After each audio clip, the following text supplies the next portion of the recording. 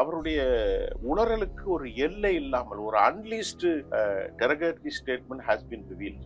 ஒரு கீழ்த்தரமான கட்டுப்படுத்த முடியாத ஒரு மோசமான வார்த்தைகள். Late Thursday night, an American F-15 fighter jet went down deep inside enemy territory in Iran while participating in Operation Epic Fury. Geneva ஒப்பந்தத்தை பத்தி எல்லாம் இந்த மாதிரி செய்யக்கூடாது அல்லவா என்று கேட்டபோது, ஜெனீவா ஒப்பந்தமா, அதெல்லாம் பத்தி எனக்கு கவலை இல்லை. கிடைத்த ஒரு செய்தி எனக்கு ரொம்ப ஆச்சரியமாக இருக்கிறது. 150 விமானங்களில் உள்ளே வந்ததா? 150 விமானங்கள் என்றால் ஒரு ஒரு ஒரு ஒரு ஒரு விமானியை காப்பாற்றுவதற்கு 150 விமானங்கள் என்ன செய்தார்கள்? இஸ்ரேலுக்கு எல்லை மீறி அவர்கள் செல்கிறார்கள். அவர்களை பொறுத்தவரை நாங்கள் கடவுளுடைய பிள்ளைகள், கடவுளுடைய ஆயுத ஒரு படைப்பாளர்கள், மற்றவர்கள் எல்லாம் எங்களுக்கு சேவை செய்பவர்கள் என்கின்ற ஒரு மனநிலையில் தான் யூதர்கள் எப்போதும் உண்டு. குண்டு போட்டாதான் எங்கள் நாட்டில் டெமோக்ரஸி வளரும். ஒரு ஒரு பித்து பிடித்தவர் மாதிரி அவருடைய பேச்சுக்கள் பொறுப்பில்லாத ஒரு சகநிலையை அங்கே மாற்றக்கூடிய ஒரு களச்சூழல், ஒரு இறுக்கமான சூழ்நிலை இருக்கிறது. 100 அளவிற்காக இறந்து போனார்கள் என்ற செய்தியும் இருக்கிறது. அமெரிக்காவுடைய டொனால்ட் ட்ரம்புடைய பேச்சு ஒருவர் கூட நாங்கள் உயிரிழப்பு இல்லாமல் காப்பாற்றி கொண்டு வந்து விட்டோம், அமெரிக்காவுடைய வீர பராக்கிரமங்களை. Late Thursday night, an American F-15 fighter jet went down deep inside enemy territory in Iran while participating in Operation Epic Fury, where we're doing unbelievably well at a level that nobody's ever seen before. வடகொரியாவிலிருந்து நிறைய ஆயுதங்கள் இருப்பு பாதை வழியாக சீனாவுக்கு சீனாவின் வாயிலாக கப்பலில் இங்கே வந்து கொண்டிருக்கிறது. ஆக எந்த நிலையில் இந்த போர்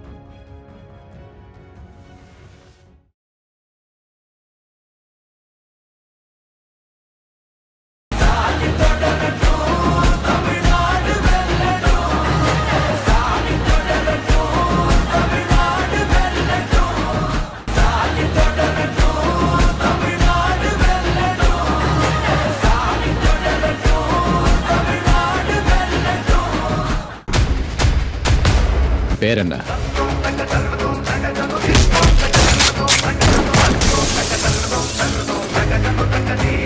ஆச்சி மசாலா. எந்த சமையலும் ருசி தேடும் ரகசியம். 20 ரூபாய். கிங் டிவி சொந்தங்கள் அனைவருக்கும் இந்த டேவிட்டின் அன்பு வணக்கங்கள். இன்னைக்கு நம்ம இன்டர்வியூ நிகழ்ச்சியில நம்முடைய இணைஞ்சிருக்க சிறப்பு விருந்தினர் சர்வதேச செய்தி ஆய்வாளர் திரு சுஃபியன் அவர்கள். வாங்க பேசுவோம் சார். வணக்கம் சார். சுரேஷ், எப்படி சார் இருக்கீங்க? நல்லா இருக்கேன் சார். நம்ம நிறைய இன்டர்வியூ பண்ணிப்போம் சார், இந்த ஈரான் இஸ்ரேல் அமெரிக்காவோட போரை பத்தி நிறைய அப்டேட் நியூஸ் நீங்களும் கொடுத்துருப்பீங்க. இப்போ ட்ரம்ப் அவர்கள் லேட்டஸ்டா ஒரு ஸ்பீச் ஒன்று கொடுத்துருக்காரு சார். அதை டைம் போட்டு வர சொல்லியிருக்காரு, ஷெடியூல் போட்டு நான் இந்த டைம்ல பேச போறேன், எல்லாரும் வாங்கன்னு. இப்போ அந்த ஸ்பீச் ரொம்ப ஒரு அதிபயங்கர ஸ்பீச்சா மக்கள் பார்க்க. ஏன்னா அவர் சொன்ன ஒரே ஒரு வார்த்தை, நாளைக்கு ஈரானை நாங்க மொத்தமா காலி பண்ணிடுவோம் அப்படின்னு. இது எப்படி பாக்குறீங்க சார் அவர் ஸ்பீச்சை பத்தி? ஆக்சுவலி நீங்க கேட்டது கொஞ்சம் சிரிப்பான விஷயமா இருக்கு, ஆனா ஆபத்தான விஷயமா இருக்கு. அது நம்ம ஈரானுடைய பிரச்சனையாக இதை நான் பார்க்கல. நம்ம இது பொதுவாக நான் அமர்ந்திருக்கிற இந்த நம்ம வீட்டுல டீ போடுற பிரச்சனை வரைக்கும் வந்துகிட்டு தான் இருக்கு. மக்கள் எல்லாம் கியூல நிற்கக்கூடிய அளவுக்கு. அதோட எப்படின்னா, உலக அளவுல உயிர்கள் பாதிக்கப்படுகின்ற போது நம்மை அறியாமல் நமக்கு ஒரு இனம், மொழி, பாசம் வருகிறது. நம்முடைய மக்கள் எல்லாம் கொல்லப்படுகிறார்களே, உலகம் முழுவதும் எந்த தரப்பில் கொல்லப்பட்டாலும். இதில் ஒரு ஆதிக்க விளையாட்டை அமெரிக்கா மேலும் மேலும் தவறு செய்கிறது. அமெரிக்காவினுடைய செனட் சபையில் இருப்பவர்களும் ஜனநாயகவாதிகளும் கூட இவருக்கு ஒரு மனப்பிறழ்வு நோய் ஏற்பட்டிருக்கிறது என்று கடுமையாக விமர்சித்தார்கள். நேற்றைக்கு அமெரிக்காவினுடைய உச்சபட்ச டெமோக்ராட்ஸ் உறுப்பினர்கள் சொன்னார்கள், கொஞ்சம் தைரியமான முடிவை எடுக்க வேண்டும்.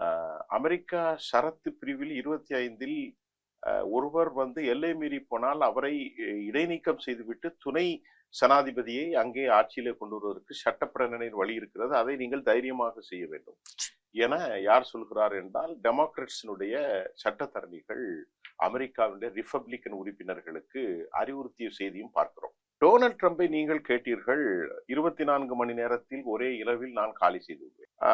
அவருடைய வார்த்தைகளை பார்த்தீர்கள் என்றால், இந்த போர் ஆரம்பிக்கின்ற ஆரம்ப காலத்தில் டொனால்ட் ட்ரம்ப் அவர்கள் சொன்னார், 48 மணி நேரம் கெடு கொடுத்தார்.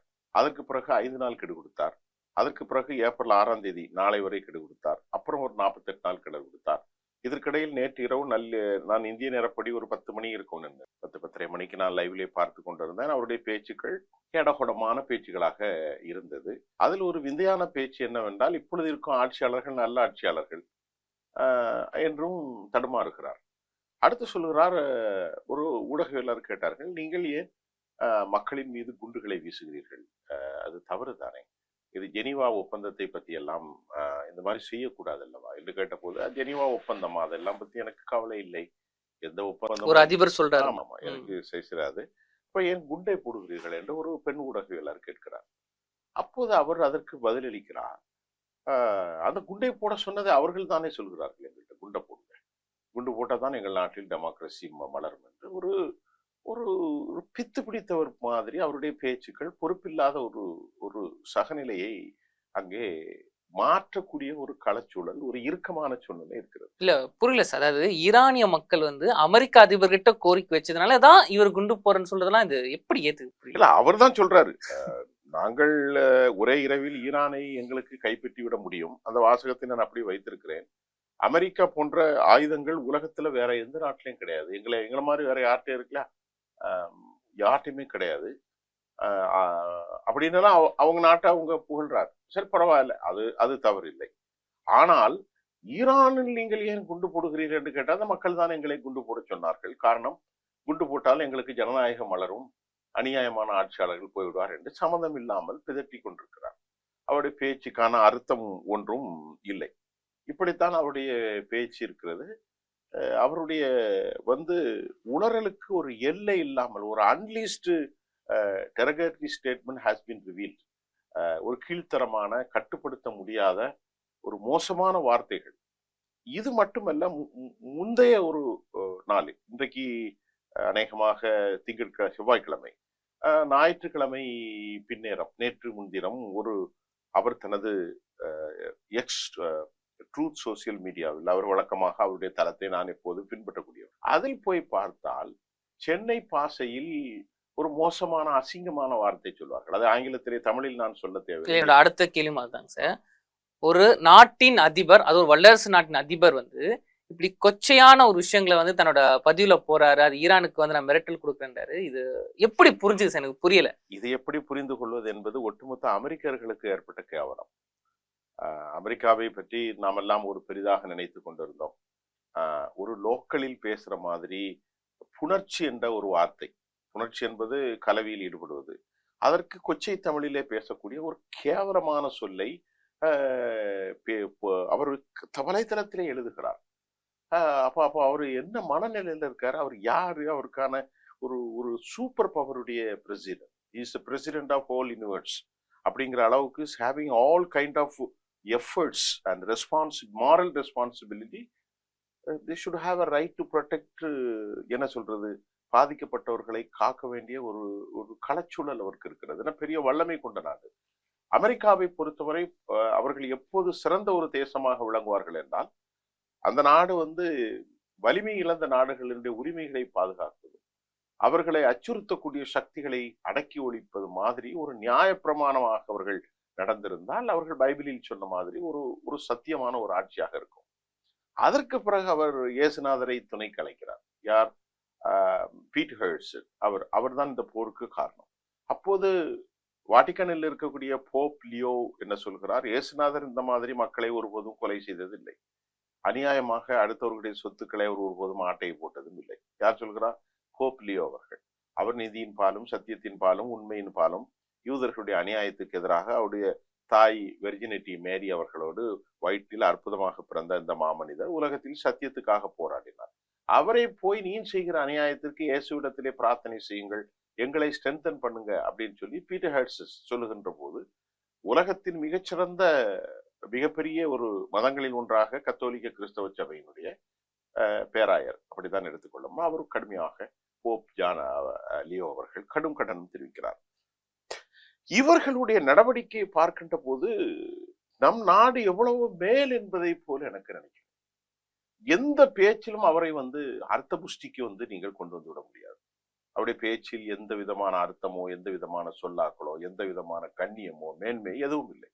நடவடிக்கைகள் இப்பொழுது இல்ல. 2023 அக்டோபர் 7 காசாவிலிருந்து பலஸ்தீன் உள்ளே சென்ற போது கூட பேராயுதங்களை கொடுத்து ஏராளமான மக்களை கொலை செய்ததும் இவர்களுக்கு தான் பங்கு உண்டு. காசாவில் பலஸ்தீனர்களை ஒடுக்குவது வேறு விவகாரம். அதை விடுத்து பொதுமக்களை கொள்வது. இஸ்ரேலுக்கு வந்து எல்லை மீறி அவர்கள் செல்கிறார்கள். அவர்களை பொறுத்தவரை நாங்கள் கடவுளுடைய பிள்ளைகள், கடவுளுடைய ஒரு படைப்பாளர்கள், மற்றவர்கள் எல்லாம் எங்களுக்கு சேவை செய்பவர்கள் என்கின்ற ஒரு மனநிலையில் தான் யூதர்கள் எப்போதும் உண்டு. சோ ஒரு விஷயம் சொன்னீங்க, இஸ்ரேல் எல்லை கடந்து போனதை பத்தியும் சொன்னீங்க. இப்ப சமீபத்துல வந்து அமெரிக்காவோட விமான பயணி வந்து ஈரான் நாட்டுல விழுந்தது வந்து நம்ம எல்லாருக்கும் தெரிஞ்சிருக்கோம் சார். அவரை வந்து மீட்க போனது கூட ஒரு முற்றிலும் வந்து ஒரு பொய்யான ஒரு பிம்பம் அப்படின்னு ஈரான் கவர்மெண்ட் கூட சொல்றாங்க சார். அதை பத்தி சொல்லுங்க. நிச்சயமாக இது ஒரு முக்கியமான விவகாரம். அதாவது அமெரிக்காவில் வந்து F-15 ஈகிள் விமானம் கீழே விழுந்தது. அது வந்து அதை வந்து அமெரிக்காவில் நம்ம ஏற்கனவே சொல்லியிருக்கோம். F-15, F-16, F-18 hornet, F-15 Raptor, F-35 stealth விமானங்கள். அமெரிக்கா உலகத்தில் இந்த விமானங்களை வைத்துக் கொண்டுதான் உலகத்தில் எங்களை யாரும் ஒன்றும் செய்ய முடியாது என பெரிய மாயஜாலம் காட்டிக் கொண்டிருந்தார்கள். இந்த விமானத்தை ஈரானுடைய IRGC படைகளுடைய மிக முக்கியமானவர்கள் மஜீத் AK-47 AK என்கின்ற ஒரு மிக முக்கியமான உள்நாட்டில் தயாரிக்கப்பட்ட ரேடார் இல்லாத ஒரு இயந்திரத்தின் மூலமாக அவர்கள் தாக்கல் நடத்தியிருக்கிறார்கள். தோள்பட்டையின் மூலமாகவும் ஏவுகணைகளை வீசி தாக்குதல் நடத்தியிருக்கிறார்கள். அதில் ஒரு விமானம் பாதி எரிந்த நிலையில் பக்கத்தில் போய் எரிந்ததாகவும் மற்றொரு விமானங்கள் கீழே விழுந்து விட்டதாகவும் சொல்லப்படுகிறது. இந்த செய்தியில நிறைய மிஸ்டி இருக்கு. We can't predict exactly what was happened. நமக்கு வந்து என்ன நடந்துச்சு முன்னாடிங்கிறதுலாம் ப்ரிடிக்ட் பண்ண முடியாது. அப்ப அந்த விமானி எங்கே இருக்கிறார் என்பது தெரியவில்லை. அந்த விமானியை வந்து ஒரு சமீட்சையின் மூலமாக நாங்கள் அடையாளம் கொண்டு அவர்களை ஒரு ஸ்பெஷல் ஆபரேஷனுக்காக அமெரிக்கா உள்ளே வந்திருக்கிறது. இன்று காலை கிடைத்த ஒரு செய்தி எனக்கு ரொம்ப ஆச்சரியமாக இருக்கிறது. 150 விமானங்களில் உள்ளே வந்ததாக சொல்லப்படுகிறது. 150 விமானங்கள் என்றால் ஒரு ஒரு ஒரு ஒரு ஒரு விமானியை காப்பாற்றுவதற்கு 150 விமானங்களில் என்ன செய்தார்கள்? தேவையா சார்? தேவையா முதல்ல அவ்வளவு? அதுல அவர்கள் இழந்து போனது இதுகாரம். இந்த போர் ஆரம்பித்து the war since it was started February 28th that has been continued, war is going on. அதில் வந்து இதுவரை அவர்கள் இழந்த விமானங்கள் 36லிருந்து 40 உரைக்கும் என்று சொல்லப்படுகிறது. அமெரிக்கா சரித்திரத்தில் இவ்வளவு பெரிய போரில் ஒரு 38 நாளில் நாளொன்றுக்கு ஒன்று என்ற மாதிரி, அதாவது கிராஷ் என்று அவர்கள் சொல்வார்கள். அப்படி இந்த விமானத்தை இழந்த பிறகு விமானியை காப்பாற்றுவதற்காக அவர்கள் இங்கே வந்தார்கள் என்று சொல்லப்பட்டது. மலை கிராம மக்களுக்கு அவருடைய உயிரை காப்பாற்றினால் $60,000 பரிசீலிக்கப்படும் என ஒரு அறிவிப்பானை வழங்கப்பட்ட நேரத்தில் ஏராளமான ட்ரைபல் பீப்புள்ஸ் வந்து they are going to be fined. அவர்கள் போய்கொண்டிருந்தார்கள். எங்கே இருக்கிறார், யாது இருக்கிறார் என்பது ஒரு பக்கம் போனது. அமெரிக்க விமானங்கள் குண்டுகளால் அவர்களை கிட்டே வராமல் தடுத்து நாங்கள் காப்பாற்றி விட்டோம் என்று சொன்னார்கள். ஆனால் உண்மையில் நடந்தது யாருக்கும் தெரியவில்லை. மிகுந்த மர்மமாக இருக்கிறது. அந்த விமானியை வந்து காப்பாற்றுவதற்காக ஃபராஸ் என்ற படைகள் உடனடியாக ஈரானுடைய ஃபராஸ் படைகள் கேம் இந்த ஸ்பாட். அவர்கள் அந்த ஸ்பாட்டுக்கு வந்து விட்டார்கள். இதன் மூலம் கடும் சண்டையில் அமெரிக்க வீரர்கள் 100 அளவிற்காக இறந்து போனார்கள் என்ற செய்தியும் வருகிறது. அமெரிக்கா உடைய டொனால்ட் ட்ரம்புடைய பேச்சு வந்து ஒருவர் கூட நாங்கள் உயிரிழப்பு இல்லாமல் காப்பாற்றி கொண்டு வந்து விட்டோம், அமெரிக்காவுடைய வீர தீர பராக்கிரமங்களை சொல்லிக் கொண்டிருக்கிறார். ஆனால் இங்கே 2 விமானங்கள், அதாவது இழந்தது C-130 விமானம், அப்புறமா 2 ஹெர்குலஸ் விமானங்கள் சுட்டு வீழ்த்தப்பட்டிருக்கிறது. அதே போன்று C-130 அதே மாதிரி பிளாக் ஹாக்ஸ் விமானங்கள் அதுவும் வீழ்த்தப்பட்டிருக்கிறது. ஆக இப்படி அதே மாதிரி UH-60 மிக முக்கியமான சாப்பர், அதுல 64 உண்டு, அவற்றில் 2 எரிக்கப்பட்டிருக்கிறது. ஆக 1, 2, 3 என்று எரிக்கப்பட்டு இவ்வளவு கடைசியில் புதை மணலில் சிக்கி கொண்ட அந்த சாப்பரை UH-60 நாங்கள் மேலே தூக்குவதற்கு முயற்சி செய்தோம். முயற்சியில் எங்களால் முடியவில்லை. குண்டு போட்டு அழித்து விட்டு பறந்து சென்று விட்டு விமானியை காப்பாற்றி விட்டோம் என்று சொல்கிறார்கள். ஆனால் உண்மையிலேயே இந்த ஆபரேஷன் வேறு வித பரிணாமம் என்று சொல்லப்படுகிறது. ஒரு விமானிக்கு இவ்வளவு உயிரிழப்பு அவர்களுக்கு தேவையில்லை. ஒரு விமானிக்காக 100 பேர் சாக வேண்டிய தேவையில்லை. 100 இல்லைன்னாலும் ஒரு 50, 10, 20. 2 ஹெர்குலஸ் விமானங்கள் சுடப்பட்டதுலேருந்தே ஒரு 2 ஹெர்குலஸ்ல வந்து 10 பேர் இருப்பாங்க. அப்புறம் அதெல்லாம் மினி விமானங்கள் 10னா 20 பேர் இருப்பாங்க. அப்புறமா UH-60 அடிக்கப்பட்டிருக்கிறது. C-130 காலி செய்யப்பட்டிருக்கிறது. பிளாக் ஹாக்ஸ் இப்படி எல்லாமே காலி செய்யப்படுகிற போது ஈச் ஒன்றுன்னு பார்த்தா கூட ஒரு 25-30 பேர் இறந்திருக்கலாம். ஆனால் 100 பேர் என்று சொல்லப்படுது. ஆனால் இந்த 150 ஆபரேஷன் என்னவென்று இன்று லண்டனில் இருந்து ஒரு செய்தி நமக்கு தெரிவிக்கிறது. இது வேறு ஒன்றும் இல்லை. இஸ்பஹானில் அவர்கள் உள்ளே வந்து அங்கிருந்த அணு ஆயுத சிதைவுகளை தூக்கி கொண்டு செல்வதற்கு. எப்படி ஹெர்மூஸ் அல்ல, எப்படி வெனிசுலாவினுடைய நிக்கோலஸ் மதுராவை எலக்ட்ரானிக்ஸ் வாஃபர் சிஸ்டம் அதையும் கொண்டு போயிருக்கிறார்கள். அந்த விமானத்தின் பேர் எனக்கு சக்குன்னு ஞாபகம் வரவில்லை. அதன் மூலமாக இந்த எலக்ட்ரானிக்ஸ், தமிழில் சொல்ல வேண்டால் மின்காந்த அலைகளை ஒரு குறிப்பிட்ட பகுதியில் பரவ விட முடியும். அந்த மின்காந்த அலைகளை ஒரு குறிப்பிட்ட பகுதியில் பரவ விடும் போது பாதுகாப்பாளர்கள் மயக்க நிலை அடைந்து விடுவார்கள், அல்லது அவர்களுடைய மண்டையிலே பெரிய வெடிப்பு ஏற்பட்டதை போன்று ஒரு உணர்வு ஏற்படும், வாமிட்டிங் சென்சேஷன் வரும், இரத்த வாந்தி எடுப்பார்கள். இப்படித்தான் வெனிசுலாவில் ஒரு குறிப்பிட்ட நிறைய இடத்துல பண்ண முடியாது, ஒரு சிறிய ஏரியால அந்த விமானமும் கொண்டு சென்றிருக்கிறார்கள். அது குறித்தும் என்கிட்ட தகவல் இருக்கு. அப்படி என்றால் இவர்கள் இஸ்பஹானில் பாதுகாத்திருக்கிறதற்கு இந்த மின்காந்த அலைகளை அவர்கள் பாய்ச்சி கீழே இறங்கி யுரேனியத்தை தூக்கி கொண்டு செல்வதற்கு தான் இவ்வளவு பெரிய ஆபரேஷனை நடத்தியதாகும். இந்த ஆபரேஷன் முற்றிலுமாக தோல்வியடைந்துவிட்டது என்ற ஒரு நிலையில் தான் நேற்று அவர் தனது வீரதுர பராக்கிரம சாகச நிகழ்வுகளை உலகத்திற்கு கொடுத்திருக்கிறார். அப்போதான் அந்த பெண் கேட்டார்கள், நீங்கள் மக்களின் மீது குண்டு போடுகிறீர்களே. மக்கள் போட சொன்னார்கள், நாங்கள் போடுகிறோம். பைத்தியக்காரத்தனமான பேச்சு.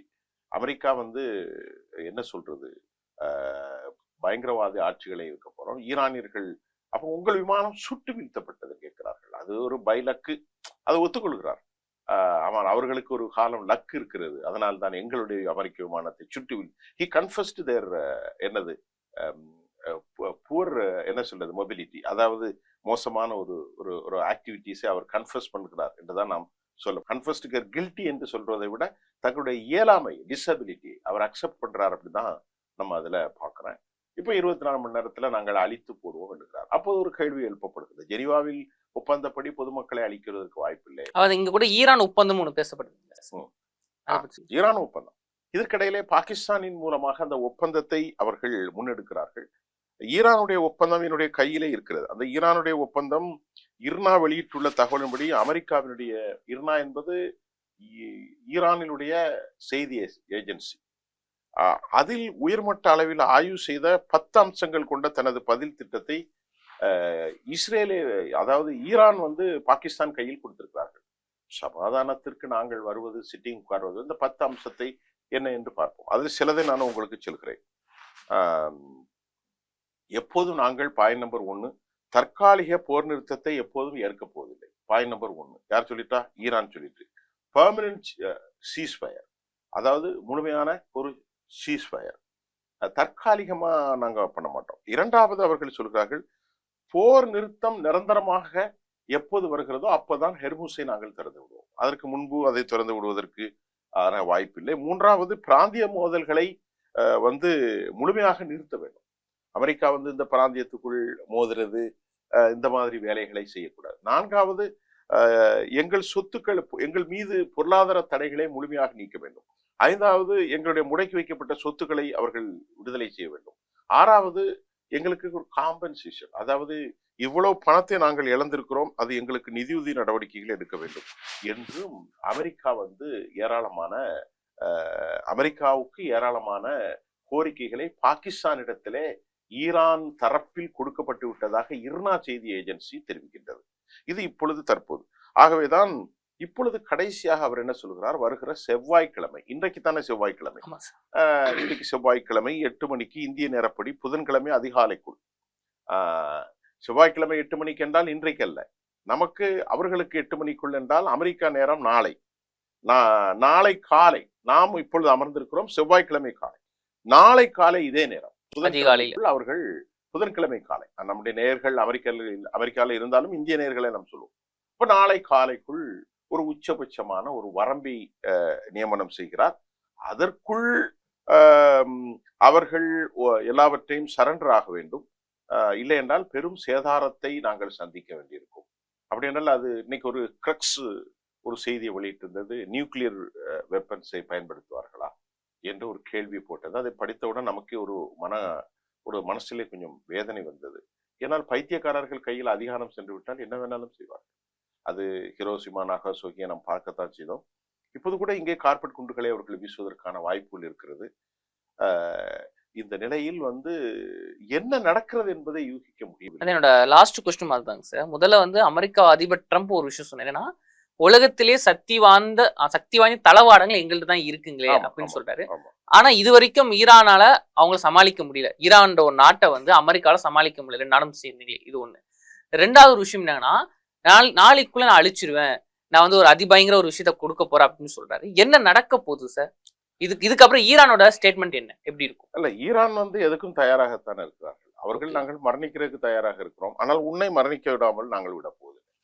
ஈரான் வந்து அவங்க சித்தாந்த ரீதியா என்ன இருக்கிறார்கள் சொன்னால், நாங்கள் என்ன சொன்னா, நீங்கள் பார்த்தீர்கள் என்று சொன்னால் ரஷ்யாவினுடைய அணு ஆயுத தளவாடங்கள் இருக்கக்கூடிய பகுதி ரஷ்யாவுடைய விஞ்ஞானிகள் எல்லாம் வெளியேறிவிட்டார்கள். ஏன்னா இவன் பைத்தியக்காரன் மாதிரி ஏதாவது போட்டு பிரச்சனையாது விட்டால் அது ஒட்டுமொத்த மத்திய கிழக்கு அழிந்து போகும். ஒரு ஆபத்தான விஷயம். கதிரியக்க விஷயங்கள் தொடர்ந்து இஸ்பாஹானில அவர்கள் தாக்குதல் நடத்துகிறார்கள். ஃபர்தோஸ், நட்டான்ஸ் 3 இடங்களும்.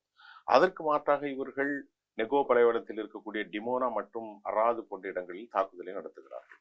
அப்போ ஒரு பைத்தியக்காரத்தனமான ஒரு 2 பேரும் சேர்ந்து செய்கின்ற இந்த ஒரு விஷயம் உலகத்திற்கு பெரும் அச்சுறுத்தலை ஏற்படுத்துது. யூரோப் யூனியனுடைய தலைவர்கள் எல்லாம் ஈரானின் பக்கத்திலே நியாயம் இருப்பதாக அவர்கள் இப்போது உணர்கிறார்கள். பிரான்சும் அதாவது பிரான்ஸ் மட்டுமல்ல, ஸ்பெயின் கூட இவர்களோடு நல்ல நெருக்கமான உறவில் வந்து விட்டார்கள். இந்த நிலையில் அமெரிக்காவுடைய என்ன செய்கிறார்கள், இஸ்ரேலும் அமெரிக்காவும் யூனிவர்சிட்டியை தாக்குறாங்க. ஈரானுடைய யூனிவர்சிட்டி, ஊர்மிளா யூனிவர்சிட்டி, அங்குள்ள வெட்னரி யூனிவர்சிட்டி, இஸ்பஹான் யூனிவர்சிட்டி எல்லாவற்றையுமே அவர்கள் பல்கலைக்கழகங்களை தாக்குகிறார்கள், பாலங்களை தாக்குகிறார்கள். அணு ஆயுதத்தின் அளவுக்கு தாக்குதல் போகாவிட்டாலும் மிக கடுமையான கொடூரமான தாக்குதல்களை நடத்தலாம். ஈரானுக்கு சேதாரம் அதிகமாக இருக்கிறது. ஆனால் நேற்றைக்கு மியர் சைமர் என்பவர் ஒரு பெரிய ஒரு அறிவுஜீவி. மியர் சைமர், அவர் பேர் மியர் சைமர், சிகாகோ யூனிவர்சிட்டியிலிருந்து அல் ஜசீராவில் ஒரு கட்டுரை எழுதியிருந்தார். அந்த கட்டுரை நான் படித்தேன், ஆங்கில கட்டுரை. அந்த கட்டுரையில் மிசைல் சைமர் என்ன சொல்கிறார் என்று சொன்னால், பைத்தியகாரத்தனமாக இவர் பேசுகிறார். ஈரானுடைய ஆயில் அமெரிக்காவுக்கு இல்லை என்றால் ஒன்றும் செய்ய முடியாது. Point number 1.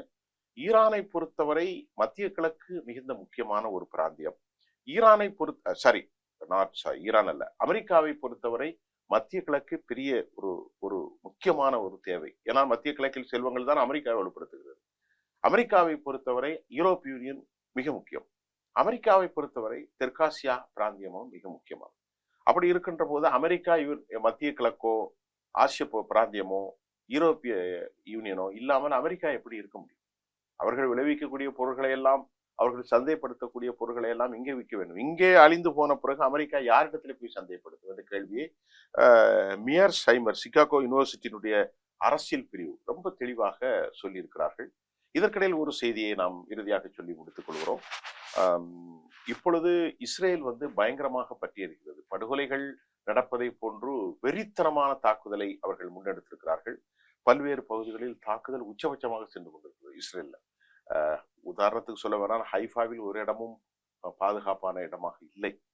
இதுவரை தங்களுடைய நாட்டின் வீர தீர பிராந்தியத்தை மட்டும் சொல்லிக் கொண்டிருந்த பெஞ்சமின் நெத்தன்யாகு முதலாக பல முறைகள் எங்களை எல்லை மீறி தாக்குகிறார்கள், ஐநா இதற்கு நடவடிக்கை எடுக்க வேண்டும் என சில நாட்களுக்கு முன்பு அவர் ஒப்புதல் வாக்குமூலம் கொடுத்ததையும், இப்பொழுது தொடர்ந்து ஸ்கட் ஏவுகணைகள் மூலம் ஹிஸ்புல்லா தாக்குவது வடக்கு பகுதிகள் பாதுகாப்பற்ற மண்டலமாக மாறி இருக்கிறது. நாளை காலை என்ன நடக்க போகிறது என்பது தெரியும். பெரும்பாலும் இதை நாம் உளறல் என்று தள்ளிவிட்டு சொல்ல முடியாது. உளறல்வாதிகள் சில நேரத்திற்கு பைத்தியகாரமாக அணு ஆயுதங்களை கொண்டு தாக்குதல் என்று ஒரு ஆர்டரை இஷ்யூ செய்து விட்டால் அது சிக்கலாகிவிடும். அப்படி ஒரு தாக்குவதற்கு சபைகளில் உத்தரவு இல்லாமல் செய்ய முடியுமா என்ற கேள்விகள் எழுகின்றது. நாம் அது குறித்து அடுத்த முறை நாம் பேச போகிறோம். நாம் இந்த நேரத்தில் பிரார்த்தனை மட்டும்தான் செய்ய வேண்டும். அமைதி ஏற்பட வேண்டும், சுபிட்சம் ஏற்பட வேண்டும். தாக்குதல்களிலே பல ஆயிரக்கணக்கான மக்கள் 2 தரப்பிலும் இறந்து போயிருப்பார்கள். ஆனால் அமெரிக்கா வந்து இதுல வந்து ஒரு பெரிய தோல்வியை, நீங்கள் சொன்ன மாதிரி ஒரு கேள்வியை கேட்டீர்கள். இவ்வளவு பெரிய ஆயுதங்கள் இருக்கிறது, F-Series வைத்திருக்கிறார்கள், ஏர் டிஃபென்ஸ் சிஸ்டம் வச்சிருக்கிறார்கள், எலக்ட்ரானிக்ஸ் வார்ஃபேர் சிஸ்டம் வச்சிருக்கிறார்கள், பெரிய கடற்படை வைத்திருக்கிறார்கள், ரேடார் சிஸ்டம் வச்சிருக்கிறார்கள், உலகத்திலே பெரிய ஆயுதப்படை தளவாடங்கள் எல்லாமே இருந்தும் கூட இவருடைய மிசைல் தொழில்நுட்பத்திற்கு முன்பு ஒன்றும் நடக்கவில்லை என்று கேட்டால், இந்த போரை நடத்தி கொண்டிருப்பது ஈரான் மட்டுமல்ல, அவர்களுக்கு உறுதுணையாக வடகொரியா இருக்கின்றது, ரஷ்யா இருக்கிறது, கஸ்பியன் கடல் வழியாக ஏராளமான ஆயுதங்கள் சென்று கொண்டிருக்கிறது. வடகொரியாவிலிருந்து நிறைய ஆயுதங்கள் இருப்பு பாதை வழியாக சீனாவுக்கு வந்து சீனாவின் வாயிலாக கப்பலில் இங்கே வந்து கொண்டிருக்கிறது. ஆக எந்த நிலையிலும் இந்த போர் முடிவதற்கான வாய்ப்பில்லை என்பதுதான் இன்றைய செய்தி. நாளை காலை 9 மணிக்கு இந்திய நேரப்படி என்ன நடப்பது என்பதை பொறுத்திருந்து பார்ப்போம். நன்றி சார். ட்ரம்ப் அவர்கள் ஸ்டேட்மெண்ட் பற்றியும் ஈரான் இஸ்ரேல் அமெரிக்கா போர் பற்றிய அப்டேட் நியூஸ் நிறைய விஷயங்கள் நீங்க பகிர்ந்துக்கிட்டீங்க. நன்றி. தொடர்ந்து பேசுவோம்.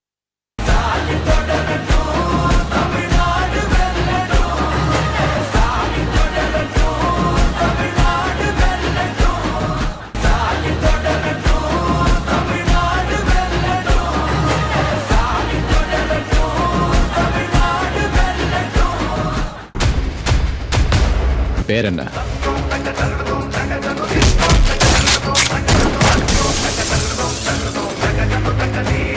ஆச்சி மசாலா. எந்த சமையலும் ருசி தேடும் ரகசியம் 20 ரூபாய்.